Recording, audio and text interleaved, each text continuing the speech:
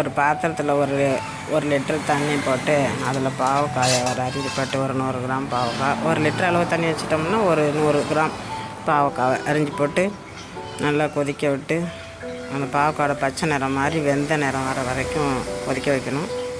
அந்த காயை அதிலே வச்சுட்டு இறக்கி வச்சுட்டு அந்த கசப்பு தன்மை அதில் இறங்கிக்கிட்டே இருக்கும். அந்த காய் தண்ணி முடிகிறப்ப வேணால் அந்த காயை எடுத்து சமைச்சு சாப்பிட்டுக்கலாம். அதை 2 வேளையும் குடிச்சிட்டு வந்தோம்னா, காலையும் மாலையும் குடிச்சிட்டே வந்தோம்னா ரத்தத்தில் சுகர் இருக்கிறவங்களுக்கு சுகர் குறையிறதுக்கு தெரியும். இந்த தண்ணியை காலையில் தூங்கி எழுந்திரிச்ச உடனே கொஞ்சம் வெதன்னு குடித்தோம்னா மலச்சிக்கல் தீரும், வயிற்று பூச்சிகள் அழியும், கிட்னி ஸ்டோனு வராமல் தடுக்கும், கிட்னிக்கு பாதுகாப்பு கொடுக்கும்.